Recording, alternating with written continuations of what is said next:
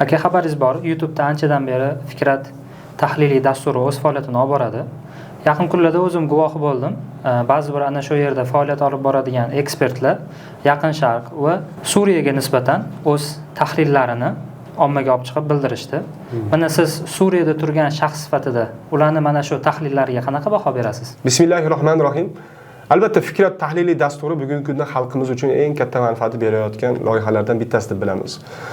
Xosatan ya'ni xalqimizni siyosiy ongini oshirishlik uchun ularda xizmati bo'lyapti va Alloh subhanahu va taolo buni ziyoda qilsin. Lekin albatta shu o'rinda hamma ekspert u yerda chiqayotgan hamma ekspertlarni ham fikrga qo'shila olmaymiz. Xosatan mana bu o'sha ekspertlarni ko'radigan bo'lsangiz, Yaqin Sharq yoki Suriyaga doir nima deydi, siyosiy tahlillarni kuzatadigan bo'lsangiz, qanchalar bir sayoz yondashganligiga guvoh bo'lasiz. Va unutmasligimiz kerakki, xalqimiz oldingidek xabarlarni faqat u davrdan yoki u O'zbekiston 24 kanalidan kuzatmaydi. Bugun xalqimiz misol uchun ruscha biladigan rus siyosatchilari rus xabarlarini o'qiydi. Inglizcha biladiganlar inglizcha xabarlarni o'qiydi, inglizcha siyosatchilarni tinglaydi. Arabcha biladiganlar ham xuddi shunday, ularning siyosatchilarini yoki xabarlarini o'qiydi va solishtiradi. Endi ularga solishtirgan holatda va bularning siyosiy tahlillarini ko'rgan holatda ularning qanchalar sayoz ekanligini ko'rgandan keyin albatta Fikrat ko'rsatuviga nima deydi, ishonchsizlik kelib chiqadi. Shuning uchun ham har bitta xabar u Suriyaga doir bo'lsin, Rossiyaga doir bo'lsin, Ukrainaga doir bo'lsin, unga to'g'ri va har tomonlama yondashishlik kerak. Nima uchun? Aytib o'tgandek istaymizki, Fikrat ko'rsatuvi xalqimizning ishonchidan chiqmasin. Va shu bilan birgalikda meni auditoriyam bor. Fikrat ko'rsatuvining o'ziga yarasha auditoriyasi bor. Va shu bilan birgalikda minbar omonat va minbarda gapirayotgan gaplarimiz va qilayotgan siyosiy tahlillarimiz ertaga bizni qiyomatda, ya'ni ertaga biz uchun yo foydamizga yo ziyonimizga nima hujjat bo'ladi. Shuning uchun ham har bitta xabarni Alloh subhanahu va taolo aytganidek, nima fosiq xabar keltirganda tekshiringlar. Ya'ni o'sha oyatning ma'nosini ko'radigan bo'lsangiz, tekshiringlar. Nima uchun? O'sha xabarni tekshirmasdan birortasiga zulm qilib, keyin nadomat chekmasinglar uchun o'sha xabarni tekshiringlar deydi. Endi sizni yoki umumiy bir qaysiki bir ekspertni siyosiy tahlillari, qaysi davlatga nisbatan qilayotgan tahlillari ularga berayotgan katta bir nima deydi, ziyoningiz bo'lishi mumkin. Butun boshli bir musulmonlarning davlatiga zulm qilib turgan bo'lishingiz mumkin. Shuning uchun ham har bitta xabarni tekshirib, har tomonlama yondashib, sayoz bo'lmagan holatda bir mukammal siyosiy tahlil qilishlik kerak. Ya'ni bizning istagimiz mana shu. Misol uchun o'sha Fikrat dasturida chiqadigan ekspertlardan bittasini fikrini aytsam, bitta savol beryapti. Falastinda urush qachon tugaydi? Va endi uni yondashayotgan tarafni ko'radigan bo'lsangiz, aytayaptiki, Falastinda urush qachonki ikkita taraf ham urushni tugashini xohlasa. Misolni keltirishni qarang. Falastin kitobidan misol keltiryapti. U Falastin kitobini kim yozgan? O'sha Rossiyadagi bir ayol yozgan. Hozir ismi esimdan chiqib qoldi, bu yerda bor. Muhimi o'sha Rossiyadagi bir pravoslav gazetalarida ishlagan, Amerikaning qaysidir nashrining muxbiri bo'lgan bir ayol o'sha kitobni yozgan. Va u kitobda keltirganki, Falastinda bo'layotgan urushga Falastindagi rahbariyat ham rozi emas. Ya'ni tugashligiga rozi emas. Misol uchun tunnel vazirligi bor ekan va tunnel vazirligi daromad qayerdan oladi? Yer ostidan Falastinga kirayotgan oziq-ovqatlardan daromad oladi, soliqdan daromad oladi. Shuning uchun ham bular urush tugashini istamaydi. Agar urush tugasa, endi yer ustidan oziq-ovqat kiradi. Urush bo'lib tursa, yer tagidan kiradi, shundan daromad oladi. Shuning uchun ular istamaydi bu urushni tugashini degan fikrni xalqimizga aytayapti. Qanchalar sayoz fikr bu. Misol uchun bugun Isroilni yoki umuman sionistlarni qilayotgan eng katta propagandalardan bittasi mana shu. Nima? Urushni aslida tugashligini istamayotgan bu Hamas, biz emas degan narsani ko'rsatishlik. Siz hozir misol uchun bu yerdan misol keltirib turib, o'shalarning kitobidan misol keltirib turib, musulmonlarning ziddiga ishlab qo'yapsiz. Va xalqimizga ham umuman juda ham bir sayoz fikrni yetkazyapsiz. Albatta endi xalqimiz bu sizning fikringizga ergashib ketdi, u hammasi uni o'zgarib ketdi degani emas. Birinchidan o'zingizni ziddingizga qiyomat kunida hujjat bu. Ikkinchidan xalqimiz ichidagi ba'zi bir insonlarning fikrini Falastindagi musulmonlarga nisbatan o'zgartirib qo'yishingiz mumkin. Shundoq ham mazlum bo'lib turgan, shundoq ham qiynalib turgan Falastin xalqi uchun bir zulm emasmi bu, misol uchun bunday sayoz fikrlar? Shuning uchun ham har bir xabar bo'lsin, aytib o'tganimizdek, u Falastinga doir bo'ladimi, Suriyaga doir bo'ladimi, unga to'g'ri va atroflicha yondashishlik kerak. Xabarlarni tekshirib va xabarlarni doimiy bitta tarafdan emas, har tomondan o'rganib chiqib, unga siyosiy tahlil berishlik kerakki, bu siz o'tirgan o'rin omonat. Va shu o'rinda misol uchun mana Suriyada shuncha yillik urush tugadi. Shuncha yillik qonli urush tugadi. Yurtidan badarg'a qilinganlar sekin-sekin yurtiga qaytib kelyapti. Iqtisod sekin-sekin tiklanyapti. Sanksiyalar mana ko'tarildi, sanksiyalar olindi. Sekin-sekin Suriya mana yangi davrini boshlab, sekin-sekin oldiga qadam tashlayapti. Endi o'zidan 3000 kilometr, taqriban 3000 kilometr uzoqlikdagi davlatni Suriya bilan nima ishi bor? Nima uchun yomon ko'rsatishimiz kerak? Nima uchun faqat yomon yondashishligimiz kerak Suriya uchun? Bugun kecha kuni bilan mazlum edi. Bugun mana alhamdulillah nima deydi? Tinch bo'ldi hamma joy. Sekin tinchlikka qadam tashlayapti. Nima uchun yomon ko'rsatishligimiz kerak Suriyani? Agar misol uchun O'zbekiston hukumatı o'ziga shu darajada ishonchli bo'lsa, misol uchun o'zini zolim deb bilmasa, misol uchun xalqimning huquqini men ta'minlayapman, misol uchun xalqimning haqqini yemayapman deyotgan bo'lsa, nimadan qo'rqadi? Nima uchun million dollarlar sarflab media qilib har doim Suriyani yomonlashlik uchun tahliliy ko'rsatuvlar buyurtma qilishlik kerak? Yoki tahliliy ko'rsatuvlar qilishlik kerak. Yoki umumiy Suriyani yomonlashlik uchun mediaga pul ajratishlik kerak, imkoniyat yaratib berishlik kerak, misol uchun. Nima O'zbekiston o'zini misol uchun ishidan qo'rqadimi? Xalqidan qo'rqadimi? Agar xalqiga erkinlik berayotgan bo'lsa, xalqini haqqini yemayotgan bo'lsa, nimasidan qo'rqadi? O'zidan 3000 kilometr chegaradosh emas. Orada nechta davlat bor misol uchun? Na uni siyosati, na buni bir iqtisodiy kesishgan bir yoki manfaatlari zid bo'lgan joyi yo'q-ku. Nimadan qo'rqadi O'zbekiston? Misol uchun, nima uchun doim Suriya yomon ko'rsatilishlik kerak? Ya'ni bu narsalar barchasi O'zbekiston zolim edi va Suriya ham zolim edi. U yerda xalq zolimni ag'dardi. Endi xalq, ertaga O'zbekistondagi xalq o'shalardan kuch olib, meni ham ag'darmasin deb ularni ziddiga ishlashligimi? Ya'ni o'zini shunaqa himoya qilishligimi? Misol uchun bugungi kunda o'sha tahlillarda gapirilayotgan holat, ya'ni Suriyaga bugun o'zbeklar nimaga boryapti masalasi.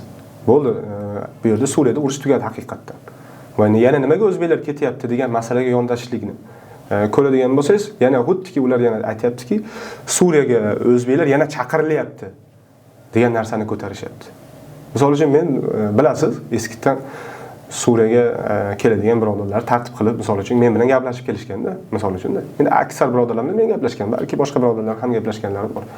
Lekin oxirgi misol uchun mana bu fathdan keyin bu yerga kelishliklarga chaqirishliklar to'xtagan. Misol uchun oddiy misol uchun o'zim ko'p birodarlarga misol uchun yozgan paytda bo'ldi, bu yerda oldin jihod farzi ayn edi haqiqatdan. Mazlum edi, xalq kuchsiz edi. Bo'ldi, endi bular davlatini fath qildi. Bu yerga kelishning hojati yo'q endi. Bu yerda endi farzi kifoya nima? Endi sekin o'zini xalqi ichidan armiya tikkalanadi, iqtisodini o'zlari tikkalaydi. Bu yerga kelish hojati yo'q endi. Ya'ni ko'p birodarlar yozganda men shu javobni berdim va ayni damda ham xuddi shu javobni berib kelyapman. Ya'ni birodarlarga aytib, bo'ldi, bu yerga kelishlik farz ayn emas. Bu yerga kelishlik hojati yo'q, chunki bu yerda haqiqatan davlat tikkalandi. Armiya tikkalanyapti sekin-sekin o'zini xalqi ichidan. Bo'ldi, eski qolgan muhojirlar ham endi mana shu Suriyani bir qismi, davlatning bir qismi o'laroq bu yerda nima o'zini faoliyatini olib boryapti. Ya'ni bu narsalar tugadi, o'zbeklar bu yerga chaqirilishlik emas mavzusi. Lekin kimlar kelyapti deydigan bo'lsangiz, misol uchun ko'plagan kelib turgan birodarlarni umumiy gaplashamiz-ku, gaplashgan paytimizda ko'pchiligini kelishligi asosiy sabab nima? O'zbekistonda misol uchun ularning diniga bo'layotgan zulm. Misol uchun bitta odam o'zini oilasiga hijob kiydirgisi keladi. U Alloh subhanahu va taolo buyurganligi uchun. Qiziga hijob kiydirishlikni nima deydi? Istaydi. Aytib o'tganimizdek, Alloh subhanahu va taolo buyurganligi uchun va farzandlarini diniy ta'lim olishligini, yoshligidan bir Qur'on hofizi bo'lib katta bo'lishligini, islom tarixini, islom dinini, islom aqidasini, islom fiqhini o'rganib ulg'ayishligini istaydi. Lekin bugun O'zbekistonda shu narsa bormi? Yo'q, misol uchun hozir misol uchun masjidlarda eshigi tagida turib odamlar soqolini olishlik bilan ovora. Ayollarning hijobini yechishlik bilan ovora. Misol uchun maktablarga qizlarni hijob bilan kirgizmaydi. Bu holatlar har bir musulmonning ko'nglini, ya'ni yuragini ezadi. Ya'ni qayerda menga bir imkoniyat bor yashashligim uchun. Hozir misol uchun qarang, misol boshqa davlatlarda ham Misrda bo'lsin, Turkiyada bo'lsin, nima? O'sha O'rta Osiyodan kelganlar uchun ko'plagan tazyiqlar bor-da. Hozir misol uchun Misrda talabalar ushab berib yuryapti. Turkiyada ham shu holatlarni ko'rib turibmiz. Endi ular uchun qayerda joy bor? Musulmonlar uchun kelsa, farzandi diniy ta'lim olsa, farzandi ham diniy dunyoviy ta'lim olsa va ularning e'tiqodlariga birov kelib aralashmasa, nimaga raflading qilyapsan, nimaga soqol qo'yding, nimaga ayoling hijob o'rayapti demasa, ular har bir musulmon shunaqa joy qidiradi. O'zbekistonda musulmonlar, o'zbeklar yoki kim bo'lishidan qat'iy nazar Suriyaga kelmasligi yoki boshqa davlatga chiqib ketmasligi uchun o'sha narsani ta'minlab qo'yinglar. To'g'rimi? Misol uchun hozir biz O'zbekistondan kelib turgan birodarlar ko'p bilan gaplashsangiz, misol uchun men aytdim, birodar, oldin haqiqatdan bu yerda misol uchun jihod uchun kelingan paytda bu yerda misol uchun yordam puli berib turilardi, bilasizmi? Misol uchun uylar ijaralariga salpar yordam berib turilardi. Endi u narsalar to'xtagan, bular askariy jamoatga qabul qilmayapti o'zi. Bu narsalar o'tib ketdi. Bu yerga endi kelsangiz bular qabul qilmaydi. Ya'ni askariy guruhlarga, jamoatlarga u jamoatlar o'zi tugadi. Bu yerda hamma oldingidaqa bir rasmiy bo'lib ketdi. Bu yerga o'zi kelishning hojati yo'q. Desangiz, birodar, men farzandimni diniy ta'lim olishligi uchun, dinda o'sishligi uchun men bormoqchiman. Men u narsa uchun bormayapman deydigan birodarlar bor-da. Va o'sha birodarlar bugungi kunda nima Suriyaga kelyapti. Biror bir birodarga misol uchun jihod farzand bo'ldi, haqiqatan keling deb yo'llar tartib qilgan joyimiz yo'q. Hozir misol uchun ko'plaganlar yozyapti, hammasi yozamiz, birodar, bu yerda jihod tugadi. Bu yerda aytib o'tganimizdek, o'sha hukumat davlat shakliga keldi. Bo'ldi, endi sekin bular o'zining quvvatini tikkalaydi. Oldin haqiqatan zaif edi, bugun o'sha hojati yo'q deb turib, biz bu yerga kelmaslikka buyuryapmiz. Ya'ni kelmanglar deyapmiz. Lekin bu yerga kelib turganlarning aksari dinidan qochib kelib turganlar. Hozir o'sha aytib o'tganimiz, diniy ta'lim bo'lmaganligi uchun, diniy umuman dinga qarshi kurashuv bugun O'zbekistonda ochiqdan ochiq bo'lganligi uchun. Hozir misol uchun maktablarda yaqinda misol uchun bo'lgan maktab direktori 21 ta qizni chaqirib ro'molni yechtirgan. Bunaqa tazyiq bo'lgandan keyin qayerga qochsin musulmonlar? Tek qo'yib beringlar o'zlarini dinini o'rganishsin. Tek qo'yib beringlar bir farzandini Qur'on va sunnatda katta qilsin. Tek qo'yib beringlar ayollari, qizlari hijobini o'rasin. Bunaqa zulm bo'lsa, qaysi musulmon yashay oladi O'zbekistonda? Shuning uchun ham bu masalalarga chuqurroq yondashishlik kerakki, bugun misol uchun Ahmad Sharaga o'zbeklar kerak, uni jinoyatlari uchun o'zbeklar kerak, shuning uchun chaqiryapti degan narsalarni gapirishlikdan oldin uni ozgina o'rganishlik kerak-ku. Misol uchun bu yerdagi holatlarda bo'lgan odamlar bor, ochiqdan ochiq guvoh odamlar bor. Misol uchun-da yoki menga aloqa chiqishsin misol uchun. Haqiqatan shunaqa narsa bormi degan narsa. Yo'q-ku bu narsa. Shuning uchun ham xabarlarni doim tekshirib va to'g'ri ma'lumotni yetkazishlik kerak. Bugun hech qaysi muhojir nima deydi? Suriyaga chaqirilgani yo'q. Bu yerga kelayotganlarning hammasi nima? O'zini dinini olib qochib kelib turgan. Aytib o'tganimizdek. Va shuningdek, mana bugun davlat bo'ldi. Butun dunyodan turistlar kelyapti. Butun dunyodan jurnalistlar kelyapti. Mana kelishsin, eshiklar ochiq. Xohlagan odami bilan intervyu qilsin, fikrini olsin. Lekin uzoqda turib olib, misol uchun o'zi guvoh bo'lmagan yoki o'zi bilmagan bir mavzularga noxolisona yondashgandan ko'ra deyman-da. Mana eshiklar ochiq. Agar kelib misol uchun bu yerda holatni o'rganaman desa va bu yerda olib borilayotgan siyosatda haqiqatan o'zini ko'zi bilan ko'rishni istasa, eshiklar ochiq. Lekin misol uchun doim hozir aytganimizdek umumiy masala siyosiy tahlillarga adolat bilan xolisona yondashishlik kerak. Ki qaysidir musulmonlarga, qaysidir bir mazlumlarga o'zi bir qiyinchilikda bo'lib turgan musulmonlarga yanada aziyat chektirmaslik uchun va yanada zulm qilib qo'ymaslik uchun.